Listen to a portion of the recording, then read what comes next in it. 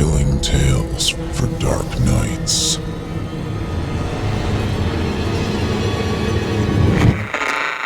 Want to make sure you never miss a Chilling Tales for Dark Nights video again? Be sure to subscribe and hit that bell to turn on notifications. The following interactive performance is a first-round entry in Chilling Tales for Dark Nights' 5th annual Evil Idol voice acting competition. And you, listener, get to help decide who advances to round 2. Voting is simple. Following the performance, simply click the thumbs up icon on this video if you'd like this contestant to move forward, or the thumbs down if you'd like to see them be eliminated. Voting on this entry will conclude 1 week after the date of its posting. Thank you, and good luck to all of our contestants.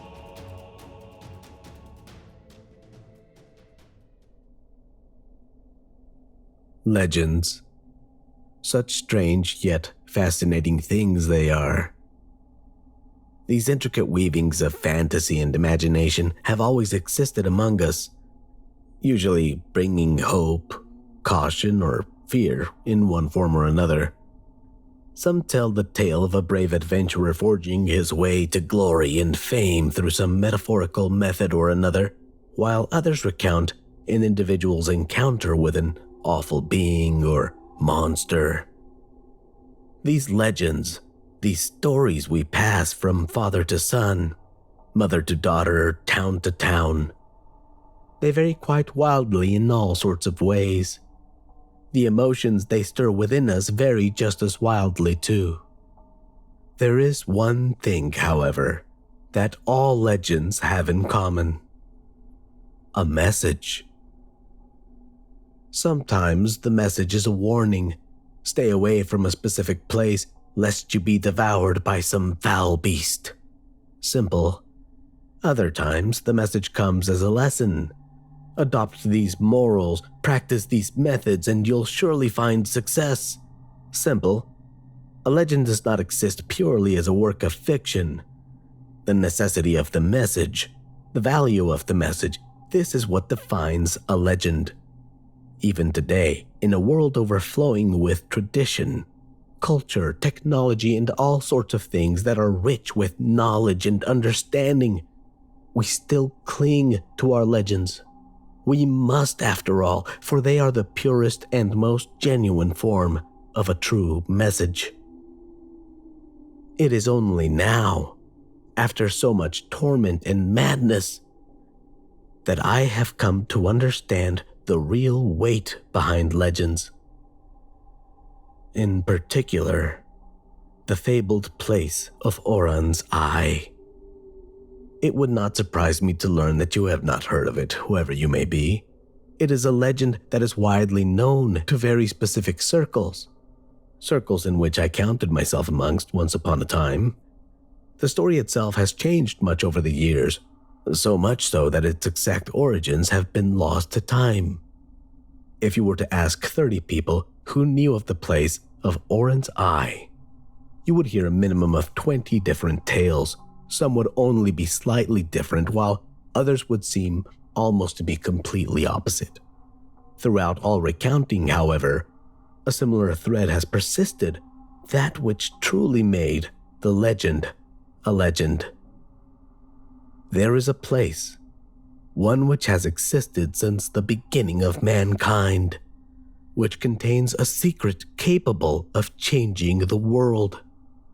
It lies within a stone tower in the shape of a diamond, which stands erect in a perfectly circular lake. No one knows quite where it is or what exactly lies within it.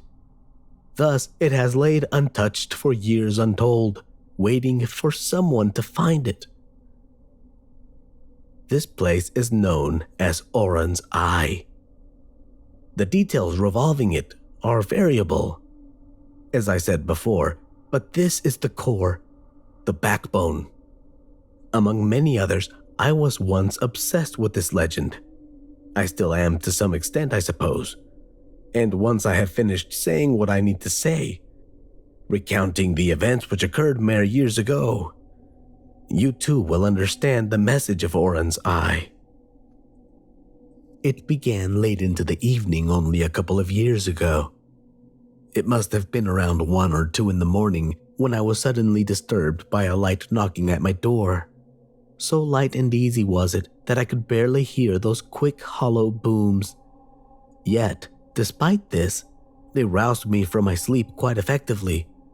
In retrospect, I find it peculiar that such a soft noise could wake me from such a deep slumber. Cursing and stumbling the whole way for being woken so late into the night, I made my way to the front door. I readied a baseball bat by my side, just in case. I opened the door in a cautious yet angry fashion, prepared for whatever awaited me. What stood before me was not something I could ever have anticipated. It was a man, taller than most, dressed in a deep gray suit with a white undershirt and a black tie. He wore a fedora which matched his attire, and a pair of archaic-looking, articulate black sunglasses sat upon the ridge of his nose, completely concealing his eyes.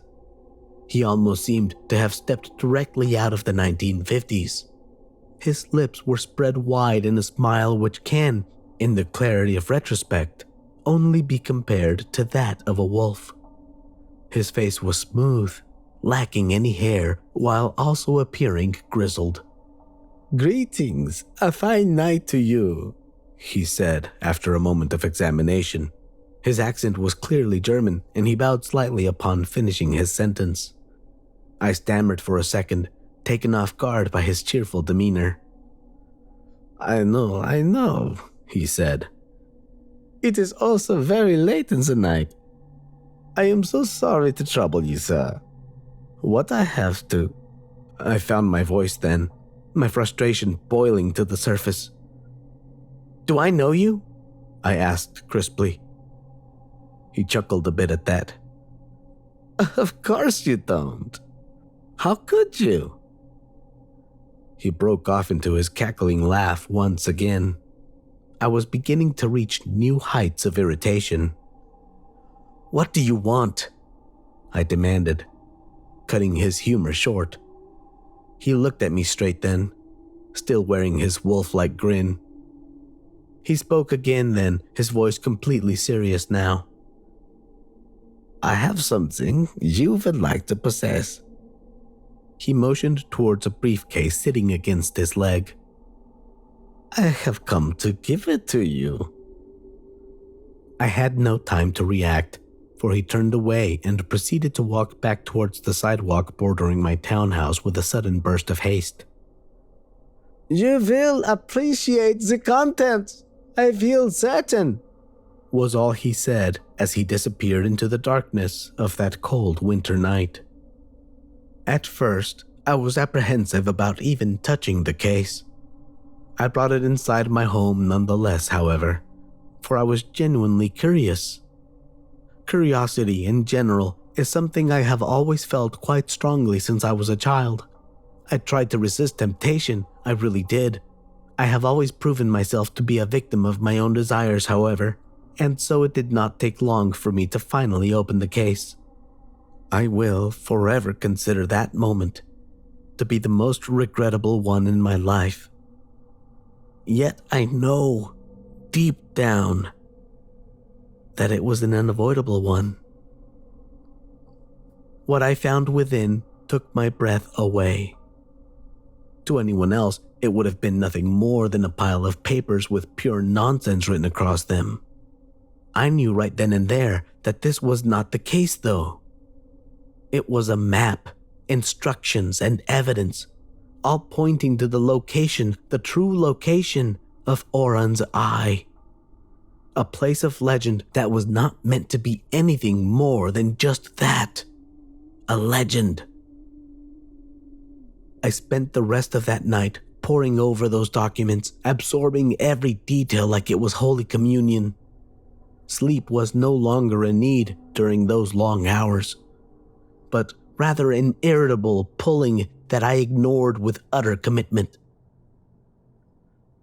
By the time morning rolled around, I knew it all.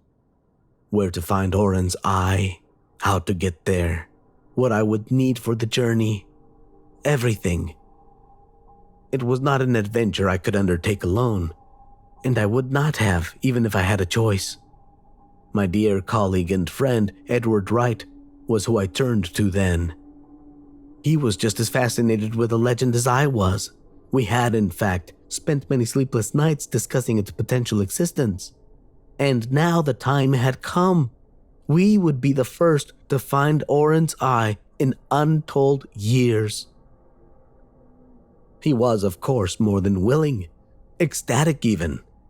We set to work immediately, purchasing the supplies we would need for the long hike to Oren's eye. It took us a couple of weeks, but we did eventually reach the point of being ready to undertake the journey. And so, during the early hours, we departed to find a place shrouded in mystery and wonder. I know now that it should have remained that way, untouched by the hands of mankind. I will not disclose the location of Oren's eye. My reasons for doing so will be revealed once you have finished reading what I have to say. I will, however, say that it was located among the great forests of North America. The trip involved a lot of driving at first. That was the easier part. We spent much of that time theorizing and chatting with one another. We were both so full of excitement then, so eager to discover the object of our obsession for so many years. After a couple of days, I parked my car and we started a long hike. We were both fairly tired at the end of those days, but we still possessed an unburdened cheerfulness. I often think back to those few days of travel, that time of eagerness. Everything was so simple. We never considered that anything could go wrong. I only wish it hadn't gone by so fast. Eventually, we did reach that fated place. No matter how badly I wish we hadn't. We had been following a nearly non-existent trail for a day or so when it finally led out into a large clearing.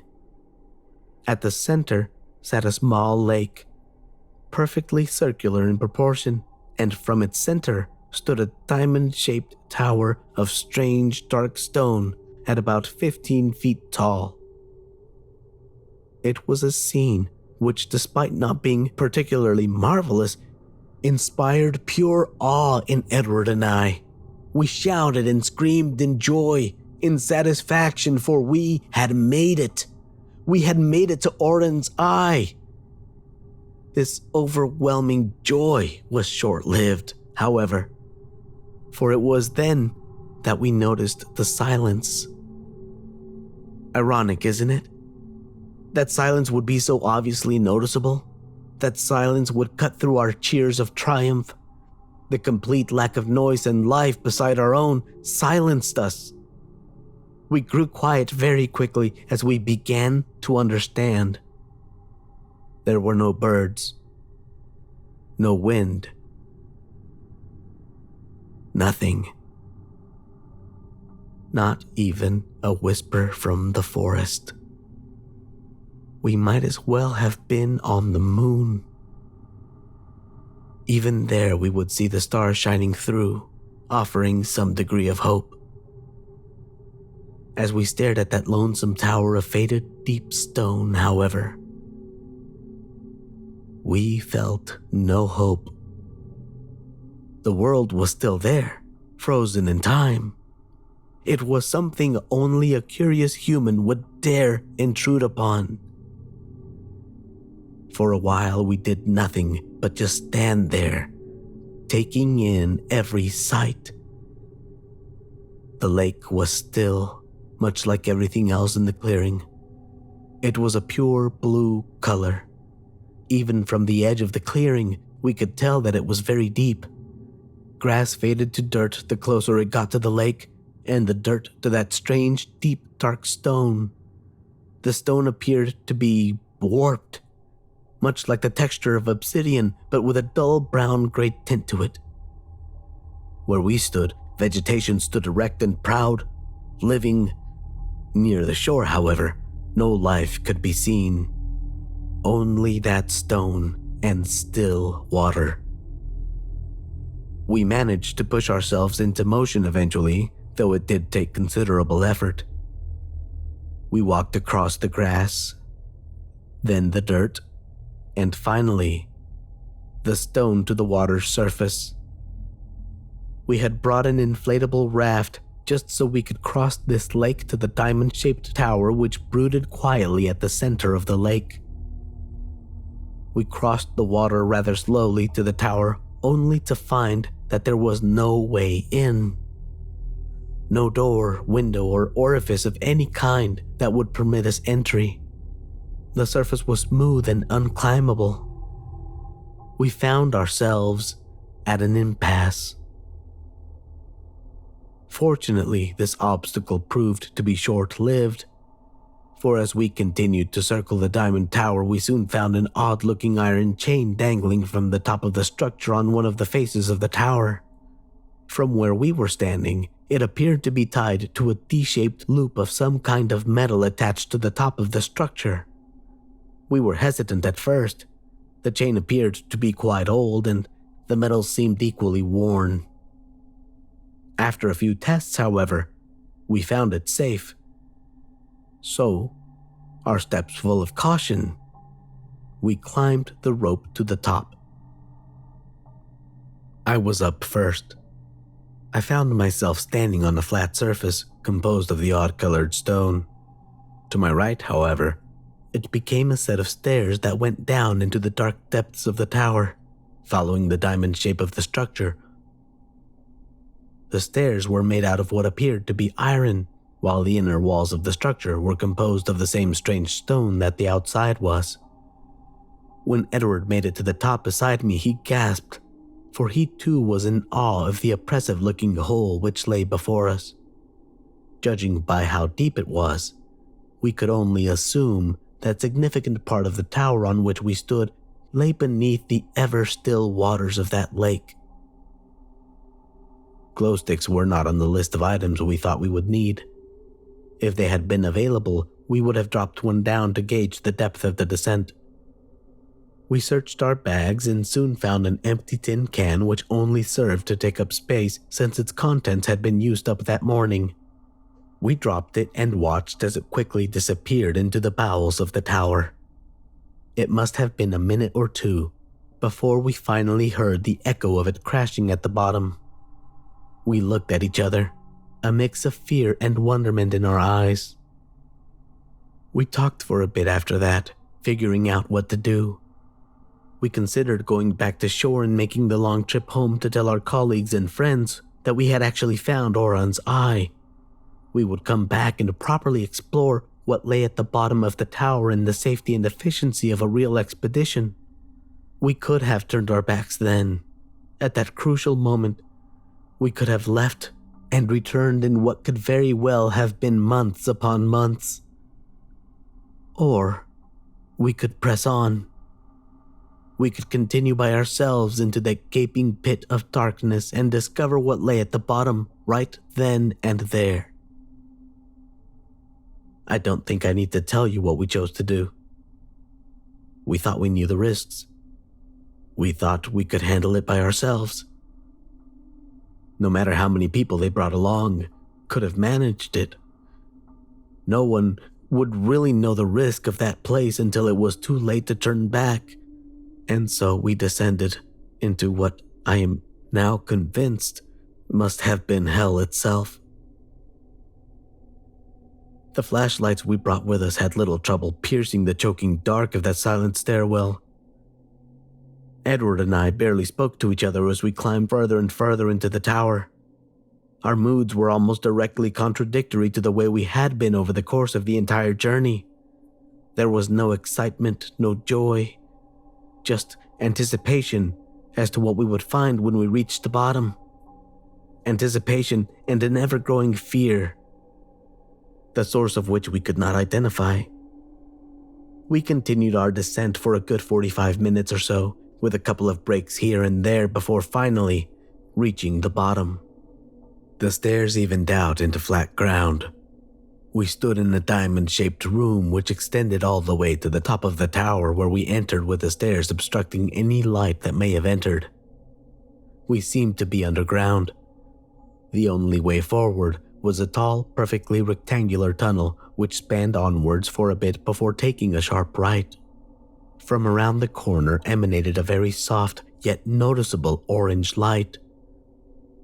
Edward and I exchanged nervous looks, for neither of us knew what to expect or where we currently found ourselves.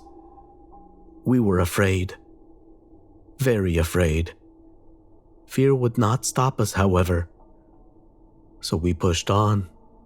Cautiously, we began to move our way towards the strange tunnel and the even stranger orange glow coming from it. No words were spoken.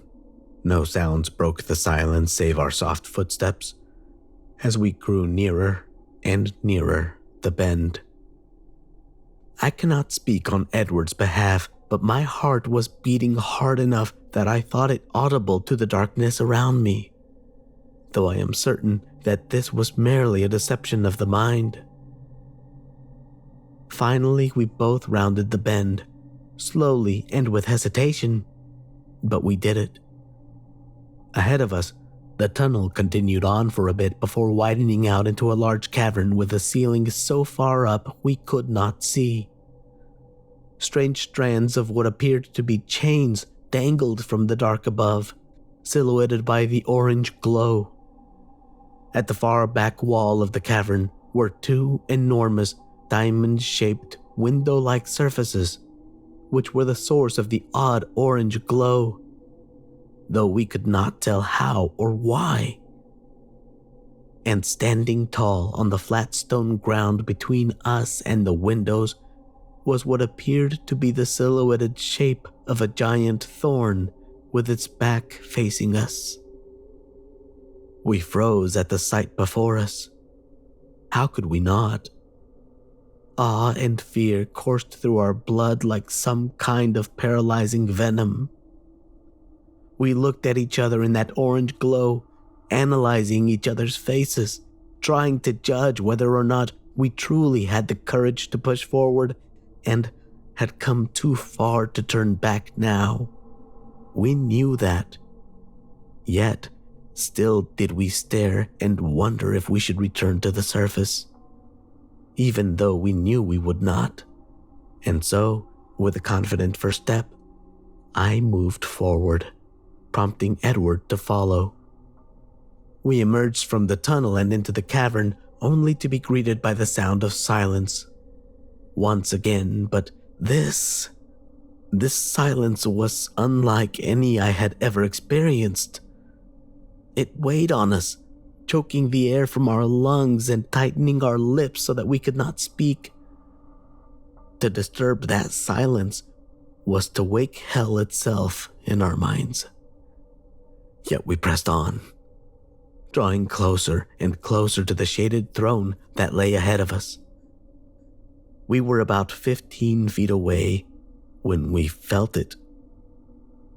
The air became electric, and the silence gave way to madness. We could hear chains rattling above us and several thuds as things began to land behind us. We turned to see several shadowy shapes moving towards us, the sound of chains rattling all the while. In those brief moments, we saw the things for what they were. They were human, or used to be, for their skin was charred black and they all appeared to be extremely emaciated. Their eyes were a milky white, and their lower jaw seemed to be completely missing. From their exposed throats came chains that extended all the way up into the darkness. At first, there were only a few of them, but soon they became a swarm of darkness as a symphony of chains began to emanate throughout the cavern. Edward and I were grabbed within seconds of their descent, our arms held behind our backs and our heads twisted so that they had to look at the throne. The strange creatures circled us, their milky white eyes burning into my friend and I. They would softly touch our skin, and bring their own faces mere centimeters from ours, as if this was the first time they had ever seen a human. It may sound strange, but I swear that I could almost see envy and lust in the way they examined us. But the worst was still to come. It was then we saw something rise from the throne. It was tall, about 15 feet in height, also appearing to be some sort of humanoid being. And as it drew closer, we began to see it more and more clearly, for our flashlights, which had fallen to the ground, illuminated it in its entirety. It dragged a cape of chains behind it, which were connected to a thick collar around its neck. Its actual body was grotesque. The skin was loose and saggy, and several strange growths, such as extra fingers and feet, protruded from its disgusting form, all of which cringed and grasped at something only that awful thing could understand. Upon its head sat a large iron mask, which resembled a face stuck in a completely indifferent expression. Several large spikes stood erect from the mask, forming a sort of arc which started where its ears should have been and connecting at the top central area on its head. It grew closer and closer with each gigantic step of its misshapen feet, the creatures all parting way like the sea so that their master could get through to us. When he finally did reach us, the rattling chains fell completely silent, and every single one of those awful, tortured things stared at him as a priest would his god. The enormous being stood before us for a long while, its head tilted downward towards Edward and I. We were frozen in place by the being's awful presence. So much that I doubt those things would have even needed to restrain us. After what must have been a short eternity, however, the silence was shattered into an infinite amount of pieces. The giant reached one massive hand outward so quickly that I hardly saw it.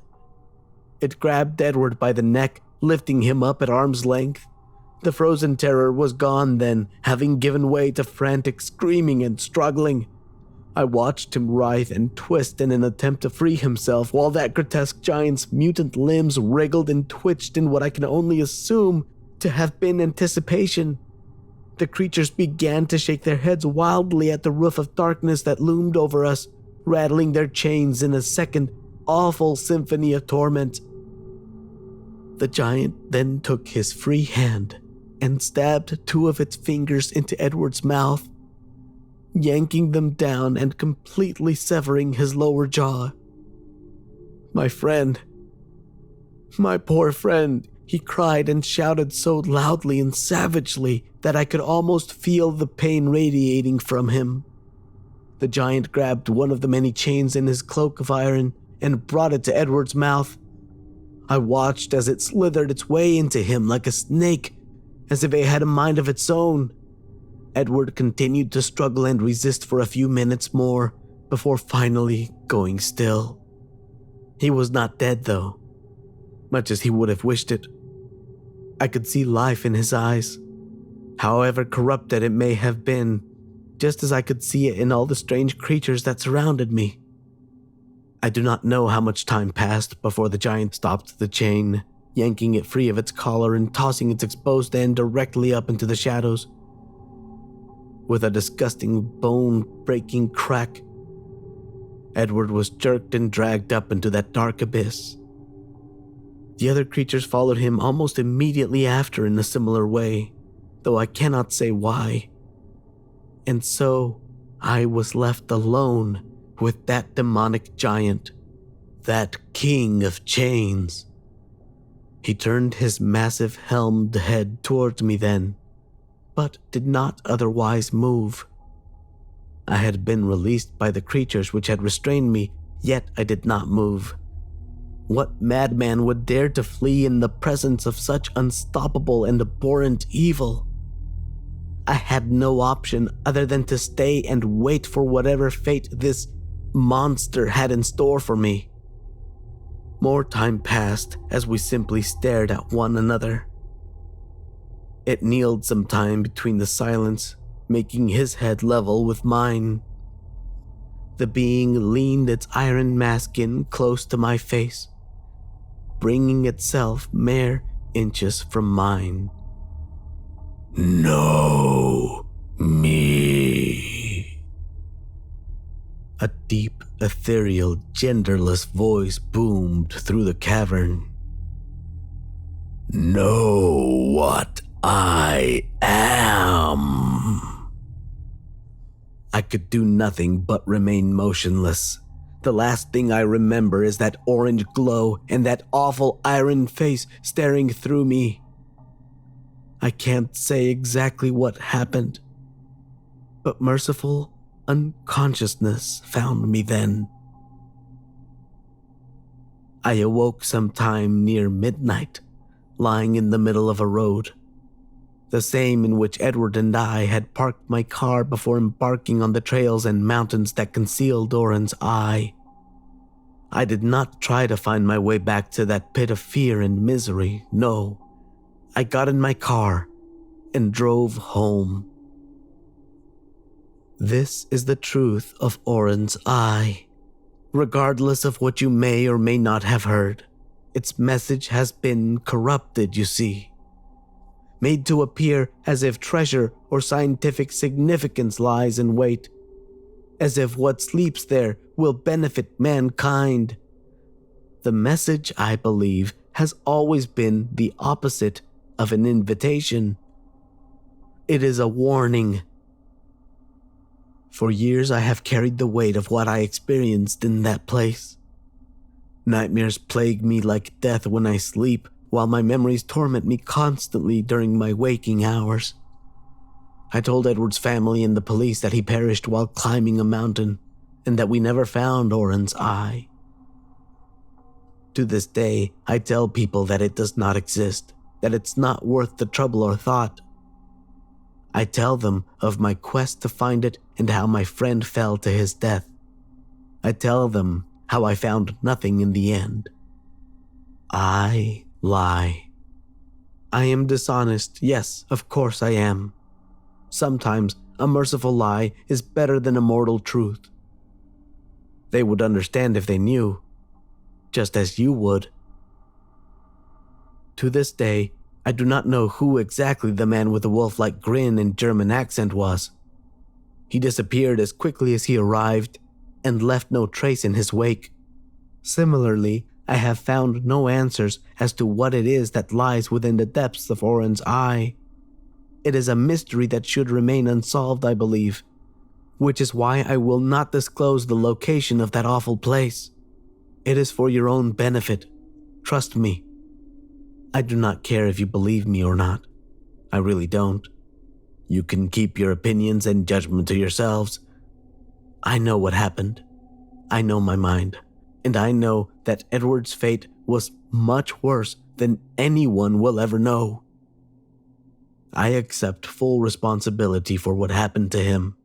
Sometimes when I close my eyes, I swear I can almost see him, suspended in the darkness, existing as another one of those awful creatures doomed to an eternity of torment. I do not like to dwell on this. So, listen to me when I say that Oren's eye is a place to be avoided.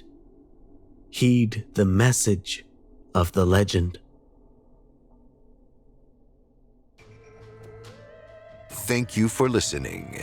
I'm your host, Steve Taylor, reminding you that if you haven't already, don't forget to cast your vote for this contestant via either a thumbs up or a thumbs down vote, and help decide who becomes the next evil idol. Until next time, turn off the lights and turn on the dark.